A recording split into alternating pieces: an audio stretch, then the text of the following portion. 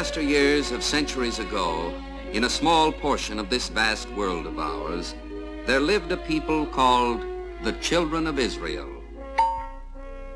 From them came certain men and women through whom God revealed himself to all mankind. One of these was Ruth, a faithful woman.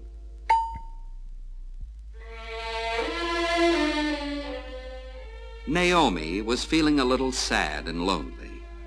10 years had passed since she and her husband and their 2 sons had left their home in Bethlehem to come to the land of Moab. But her husband and sons had died, and now she was left alone with her 2 daughters-in-law. The wife of one son was named Orpah. The wife of the other son was named Ruth. Both were Moabite girls, but were very devoted to their mother-in-law, who was an Israelite. Naomi's thoughts kept returning to Bethlehem in Judah. She wished she could see the town and all her relatives and old friends again. And reports had come that the crops had been good and food was again plentiful there. Naomi finally decided that it would be best if she returned to her homeland. Orpah and Ruth wanted to be with her, so the 3 women packed their belongings and got ready for the journey. As they started out, Naomi suddenly realized that although she was returning home, Ruth and Orpah were leaving their home to go to a strange land. Before they had gone very far, Naomi reached a decision and turned to face the 2 girls. Please go back, both of you, to your own homes. And may the Lord be kind to you as you were to the dead and to me. And may he give each of you a good home. Go back, my daughters. Why should you go with me? At first, Orpah refused to think of leaving her mother-in-law and clutched Naomi tightly. No! We're going with you to your people. But then Orpah decided that perhaps Naomi was right and turned back toward Moab. Then Naomi put her arms around Ruth and held her close. Your sister-in-law is going back to her people. Go with her. Don't ask me to leave you. Wherever you go, I want to go. And where you stay, I want to stay. Your people shall be my people. And your God, my God. I want to die where you die. And there I'll be buried. May the Lord punish me if I let anything but death come between us. Naomi was deeply moved by Ruth's devotion. She realized that Ruth was determined to go, so they continued on their journey towards Bethlehem. Everything in Bethlehem was just as Naomi had remembered it. Her old friends were glad to see her. She introduced Ruth to them. Ruth, my son's wife, has chosen to come here with me, for she worships the God of Israel. It was the custom in those days for poor women without husbands to go to the grain fields at harvest time. Here they could follow along after the reapers to pick up any grain that might be dropped or overlooked.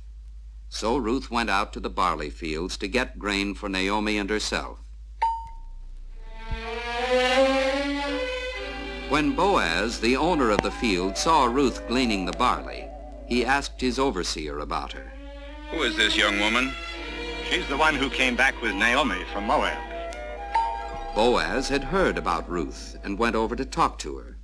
Don't go and gather grain in any other field. You may stay in this one. And when you are thirsty, go to the water jars and drink. Why are you so kind to me, a foreigner? I have heard of all you've done for your mother-in-law since the death of your husband, how you left your mother and your father and the country where you were born and came to a people you did not know. May the Lord, the God of Israel, under whose wings you have come for shelter, fully repay you. Unknown to Ruth, Boaz ordered his workers to pull some extra grain out of the bundles of barley and leave it on the ground for her. At the end of the day, Ruth went home and took Naomi the barley she had gleaned. It was almost a bushel. Ruth told Naomi she had worked in the field belonging to Boaz and how kind he had been. May the Lord bless Boaz for his kindness. The man is a close relative who may help us. Each day during the harvest season, Ruth gleaned in the fields of Boaz. Each evening she brought home a good supply of grain. Then at the end of the harvest, Naomi began to think of Ruth's future. She made a suggestion to her daughter-in-law. My daughter, should I not try to find a good home for you? Is not Boaz, with whose servants you have been working, a relative? Tonight he threshes barley on the threshing floor. Wash and anoint yourself and put on your best clothes and go down to the threshing floor and see Boaz. As her mother-in-law suggested, Ruth went to the threshing floor to see Boaz. There she asked him to take care of her because he was a relative. Have no fear. I'll do all that you ask, for everyone knows you're a good woman. Boaz was ready to marry Ruth, but there was one difficulty. It's true, I am a close relative.